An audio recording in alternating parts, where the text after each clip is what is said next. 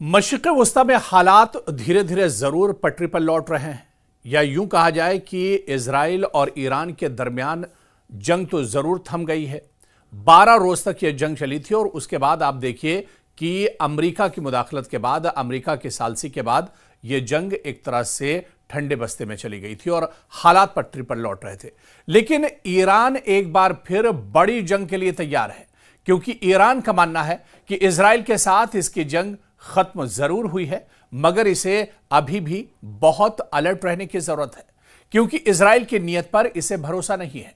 12 रोजा जंग के बाद इजराइल और ईरान के दरमियान तोपों की घन गरज तो रुक गई है, लेकिन असल जंग अब शुरू हो चुकी है। वो जंग जो आसमान पर दिखाई देती है और ना ही जमीन पर। यह है नफ्सियाती, मालूमाती और खुफिया जंग, जिसमें गोलियों के बजाय खबरों, बयानात, साइबर हमलों और सिफारती इशारों का इस्तेमाल हो रहा है। इस जंग में मोसाद बहुत माहिर है। आप देखिए कि मोसाद अपने दुश्मन पर हमेशा नजर रखता है और खुफिया जानकारी के अलावा अपने दुश्मन के ठिकाने की रेकी भी कराता है। खासकर ईरान में मोसाद के सैकड़ों जासूस मौजूद हैं।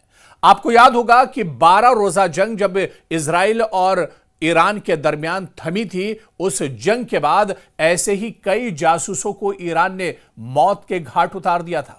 और एक बार फिर जब मशरिक़ वस्ता में हालात तो बेहतर हैं, इजराइल और ईरान के दरमियान जंग नहीं हो रही है, लेकिन ईरान पूरी तरह से अलर्ट है और बाकायदा इस पर ईरान का बड़ा बयान आया है कि जंग तो नहीं हो रही है, जंग जैसे हालात भी नहीं है, लेकिन इजराइल पर भरोसा नहीं किया जा सकता है और इसी वजह से ईरान हमेशा से अलर्ट है और पूरी मजबूती के साथ अगर कोई जंग होती है या इस तरह के हालात बनते हैं तो उसके लिए तैयार है। दरअसल ईरान और इजराइल के दरमियान 12 रोजा जंग ने खित्ते में ताकत के तवाजुन को हिलाकर रख दिया था। अगरचे यह जो जंग है वो बहुत कम वक्त के लिए हुई थी, मगर इसने एक मैसेज जरूर वाजे कर दिया था कि ईरान अब सिर्फ दिफाई नहीं बल्कि जारहाना अंदाज में भी रद्द अमल देने की सलाहियत रखता है। दूसरी जानिब इजराइल और अमेरिका के लिए यह जंग एक सियासी चैलेंज बन गई है। अमेरिका में दरअसल कांग्रेस के चुनाव होने वाले हैं और इजराइल में पार्लिमानी इलेक्शन बहुत नजदीक है, लिहाजा कोई भी मुल्क एक बड़ी अस्करी मुहिम का खतरा मोल नहीं लेना चाहता है। यानी चाहे अमेरिका की बात करें या इजराइल की बात करें, ये अब ऐसे वक्त पर कोई जंग नहीं छेड़ना चाहते हैं। और दूसरी तरफ आप देखिए कि अब मैदान जंग पूरी तरह से बदल चुका है। जहां पहले मिसाइल चलते थे, वहां अब एक तरह से खबरें, साइबर हमले, हैकिंग और खुफिया ऑपरेशंस का जोर है। दरअसल इजराइल और अमेरिका ईरान के एटमी साइंसदानों, फौजी कमांडर्स और दिफाई जो तंसीबात हैं उन्हें एक तरह से अपना टारगेट बनाना चाहते हैं और मुमकिन है टारगेट किलिंग या महदूद ऑपरेशन दोबारा देखने को मिले। इस किस्म के हमले इंतखाबात से कबल ताकत के मुजाहरे के तौर पर भी इजराइल और अमेरिका की तरफ से किए जा सकते हैं। इसके अलावा आप देखिए कि मीडिया और सोशल मीडिया के जरिए ईरानी अवाम में मायूसी फैलाने की भी कोशिश कर सकता है इजराइल। झूठे बयानात, लीक्स और अफवाहों से हुकूमत पर दबाव बढ़ाया जाएगा। ईरान के इत्तेहादी ग्रोहों में इख्तलाफ पैदा करने की मुहिम चलाई जा सकती है और सबसे अहम जो इस खित्ते में कि साइबर वॉर भी एक तरह से शुरू की जा सकती है, क्योंकि ईरान के तवानाई, बैंकिंग और मवासलाती निजाम पर साइबर हमले मुमकिन है। दूसरी तरफ ईरान भी इजराइल के इंफ्रास्ट्रक्चर और सिक्योरिटी नेटवर्क्स को निशाना बना सकता है। यानी हालिया बरसों में दोनों ममालिक ने एक दूसरे पर कई डिजिटल हमलों के इल्जामात लगाए हैं और आप देखिए कि इस पूरे मंजरनामे में रूस का जो किरदार है वो बहुत अहम हो जाता है। रूस के सदर व्लादिमीर पुतिन ने इंकशाफ किया है कि इजरायली हुकाम ने खुफिया तौर पर मास्को को बताया है कि वो ईरान से तसादुम नहीं चाहते। यह पैगाम रूस के जरिए तेहरान तक पहुंचाया गया और यह इशारा है कि फरीकैन बराह रास्त जंग से गुरेज चाहते हैं, लेकिन खुफिया सतह पर ताकत आजमाई जारी रहेगी। रूस दरअसल एक दरमियानी सालिस का किरदार अदा कर रहा है, ऐसा सालिस जो दोनों फरीकैन को मुकम्मल जंग से रोककर अपने सिफारती असर और रसूख को बढ़ा रहा है। लेकिन इजराइल और अमेरिका दोनों इस वक्त दाखिली सियासी दबाव के शिकार हैं। इजराइल में पार्लिमानी इंतखाबात आने वाले हैं तो उधर अमेरिका में कांग्रेस के इंतखाबात हैं। ऐसी सूरत में बड़ी अस्करी कार्रवाई अगर नाकाम हो गई तो इसके नतायज इंतखाबी नुकसान की सूरत में भी दरअसल सामने आएंगे। इसीलिए दोनों मुल्क खुफिया कार्रवाइयों को अब बड़े पैमाने पर तरजीह दे रहे हैं या फिर आने वाले दिनों में इसके बारे में सोच सकते हैं। जहां कामयाबी मिले तो क्रेडिट लिया जा सके और नाकामी हो तो इसे इनकार किया जा सकता है। लेकिन इतना तो जरूर है कि अब ईरान के लिए यहां पर कई इशारे मिल रहे हैं कि दुश्मन की हिकमत अमली में एहतियात एक तरह से शामिल है। अब बराह रास्त हमले के बजाय गैर रिवायती हरबों का इस्तेमाल इसमें किया जा सकता है। दुश्मन अपनी कोशिशों को खुफिया रखकर ईरान के अंदर इंतशार पैदा करना चाहेगा। अस्करी खतरे में वक्त की कमी है और कलील मुद्दत में बड़े फौजी तसादुम के इम्कानात कम है, मगर खुफिया कार्रवाइयां, साइबर हमले और इकोनॉमिक दबाव में एक तरह से इसके जरिए इजाफा जरूर किया जा सकता है। यानी आप देखिए कि इसके जरिए से टारगेट किलिंग्स में इजाफा हो सकता है, खुफिया एजेंसियों के ऑपरेशंस तेज हो सकते हैं, ईरानी मईशत पर दबाव बढ़ाया जा सकता है, खासतौर पर तेल बरामदात पर प्रोपेगेंडा मुहिम के जरिए ईरान के इत्तेहादी गुरोहों को कमजोर करने की कोशिश होगी। और यह सब कुछ इसलिए कि खुले आम जंग छेड़े बगैर भी सियासी और सिक्योरिटी मकासद एक तरह से इजराइल और अमेरिका हासिल करना चाहेंगे। और इसी वजह से आप देखिए कि जाहिरी सुकून के बावजूद खित्ता इंतहाई नाजुक मरहले में अब एक तरह से दाखिल हो चुका है पूरे रीजन की अगर बात की जाए, क्योंकि ईरान के खिलाफ अब जंग तोपों से नहीं, जहन और डेटा से दरअसल लड़ी जा रही है। यह अब माइंड गेम है जो पूरा मिडिल ईस्ट में एक तरह से छिड़ती हुई नजर आ रही है। यह जंग ताकत के तवाजुन, सियासी मफादात और आलमी इत्तेहादों की नई तारीफ लिखेगी।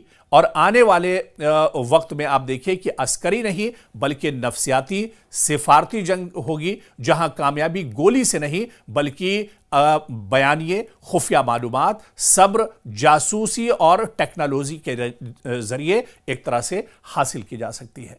यानी ईरान और इसके दुश्मनों के दरमियान फिर से तसादुम का खतरा एक तरह से बढ़ गया है। और 12 रोजा जंग के बाद जंग तो जरूर खत्म हो गई, उसके जख्म भी अभी पूरे तौर से नहीं भरे हैं, लेकिन ईरान ऐसे में पूरी तौर से अलर्ट है कि खुफिया तौर पर या डिजिटल के एतबार से अब होने वाली जो जंग होगी वो हो सकती है, क्योंकि दुनिया अब कोई और जंग मोल नहीं लेना चाहती है। और जिस तरह से 12 रोजा जंग हुई थी उसमें जहां पर ईरान का बड़े पैमाने पर नुकसान हुआ था, इजराइल का भी बहुत बड़े पैमाने पर जानी और माली नुकसान हुआ था। इस वजह से कोई जंग तो छिड़ती हुई नजर नहीं आ रही है, लेकिन खुफिया तौर पर यह जंग जरूर जारी रह सकती है आने वाले दिनों में।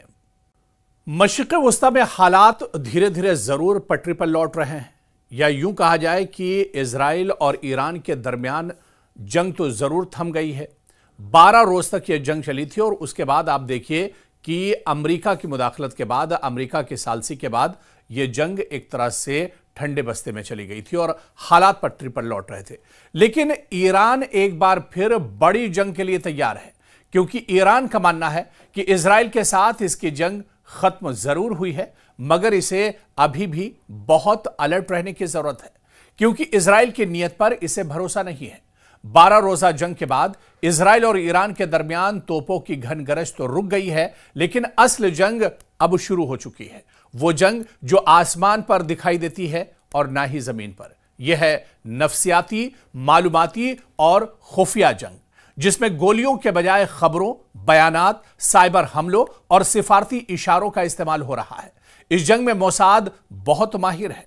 आप देखिए कि मोसाद अपने दुश्मन पर हमेशा नजर रखता है और खुफिया जानकारी के अलावा अपने दुश्मन के ठिकाने की रेकी भी कराता है। खासकर ईरान में मोसाद के सैकड़ों जासूस मौजूद हैं।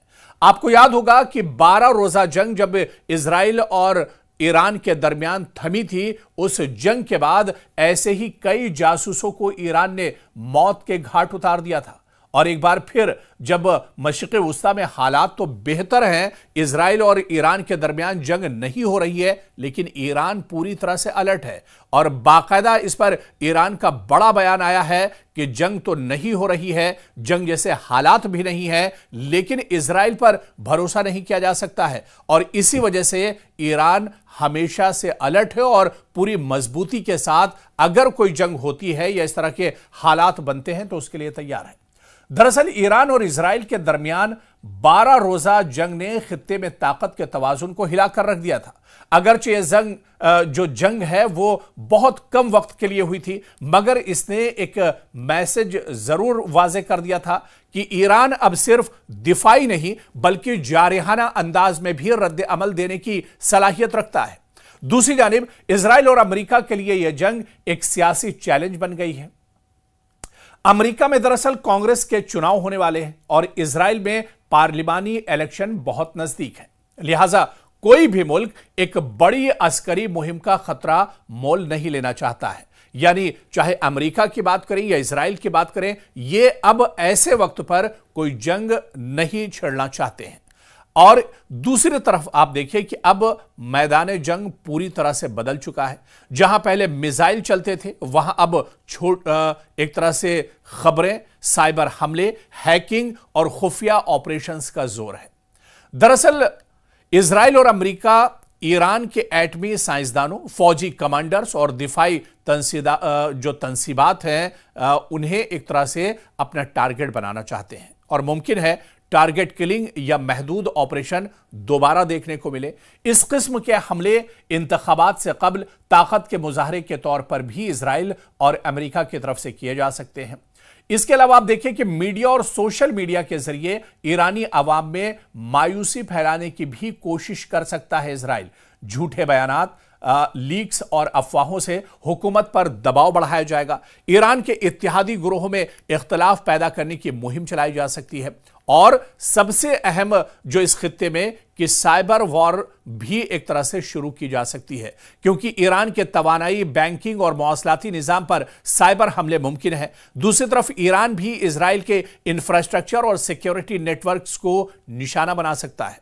यानी हालिया बरसों में दोनों ममालिक ने एक दूसरे पर कई डिजिटल हमलों के इल्जामात लगाए हैं और आप देखिए कि इस पूरे मंजरनामे में रूस का जो किरदार है वो बहुत अहम हो जाता है।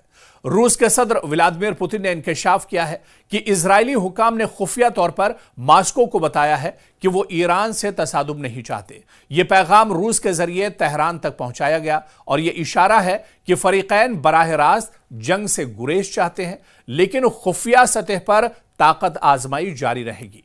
रूस दरअसल एक दरमियानी सालिस का किरदार अदा कर रहा है, ऐसा सालिस जो दोनों फरीकैन को मुकम्मल जंग से रोककर अपने सिफारती असर और रसूख को बढ़ा रहा है। लेकिन इजराइल और अमेरिका दोनों इस वक्त दाखिली सियासी दबाव के शिकार हैं। इजराइल में पार्लिमानी इंतखाबात आने वाले हैं तो उधर अमेरिका में कांग्रेस के इंतखाबात हैं। ऐसी सूरत में बड़ी अस्करी कार्रवाई अगर नाकाम हो गई तो इसके नतायज इंतखाबी नुकसान की सूरत में भी दरअसल सामने आएंगे।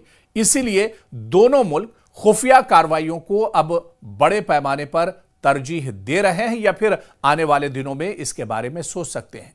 जहां कामयाबी मिले तो क्रेडिट लिया जा सके और नाकामी हो तो इसे इनकार किया जा सकता है। लेकिन इतना तो जरूर है कि अब ईरान के लिए यहां पर कई इशारे मिल रहे हैं कि दुश्मन की हिकमत अमली में एहतियात एक तरह से शामिल है। अब बराह रास्त हमले के बजाय गैर रिवायती हरबों का इस्तेमाल इसमें किया जा सकता है। दुश्मन अपनी कोशिशों को खुफिया रखकर ईरान के अंदर इंतशार पैदा करना चाहेगा। अस्करी खतरे में वक्त की कमी है और कलील मुद्दत में बड़े फौजी तसादुम के इम्कानात कम है, मगर खुफिया कार्रवाइयां, साइबर हमले और इकोनॉमिक दबाव में एक तरह से इसके जरिए इजाफा जरूर किया जा सकता है। यानी आप देखिए कि इसके जरिए से टारगेट किलिंग्स में इजाफा हो सकता है, खुफिया एजेंसियों के ऑपरेशंस तेज हो सकते हैं, ईरानी मईशत पर दबाव बढ़ाया जा सकता है, खासतौर पर तेल बरामदात पर प्रोपेगेंडा मुहिम के जरिए ईरान के इत्तेहादी ग्रोहों को कमजोर करने की कोशिश होगी। और यह सब कुछ इसलिए कि खुलेआम जंग छेड़े बगैर भी सियासी और सिक्योरिटी मकासद एक तरह से इजराइल और अमेरिका हासिल करना चाहेंगे। और इसी वजह से आप देखिए कि जाहिरी सुकून के बावजूद खित्ता इंतहाई नाजुक मरहले में अब एक तरह से दाखिल हो चुका है पूरे रीजन की अगर बात की जाए, क्योंकि ईरान के खिलाफ अब जंग तोपों से नहीं जहन और डेटा से दरअसल लड़ी जा रही है। यह अब माइंड गेम है जो पूरा मिडिल ईस्ट में एक तरह से छिड़ती हुई नजर आ रही है। यह जंग ताकत के तवाजुन, सियासी मफादात और आलमी इत्तेहादों की नई तारीफ लिखेगी। और आने वाले वक्त में आप देखिए कि अस्करी नहीं बल्कि नफसियाती सिफारती जंग होगी, जहां कामयाबी गोली से नहीं बल्कि बयानिए, खुफिया मालूमात, सब्र, जासूसी और टेक्नोलॉजी के जरिए एक तरह से हासिल की जा सकती है। यानी ईरान और इसके दुश्मनों के दरमियान फिर से तसादुम का खतरा एक तरह से बढ़ गया है। और 12 रोजा जंग के बाद जंग तो जरूर खत्म हो गई, उसके जख्म भी अभी पूरे तौर से नहीं भरे हैं, लेकिन ईरान ऐसे में पूरी तौर से अलर्ट है कि खुफिया तौर पर या डिजिटल के एतबार से अब होने वाली जो जंग होगी वो हो सकती है, क्योंकि दुनिया अब कोई और जंग मोल नहीं लेना चाहती है। और जिस तरह से 12 रोजा जंग हुई थी उसमें जहां पर ईरान का बड़े पैमाने पर नुकसान हुआ था, इजराइल का भी बहुत बड़े पैमाने पर जानी और माली नुकसान हुआ था। इस वजह से कोई जंग तो छिड़ती हुई नजर नहीं आ रही है, लेकिन खुफिया तौर पर यह जंग जरूर जारी रह सकती है आने वाले दिनों में।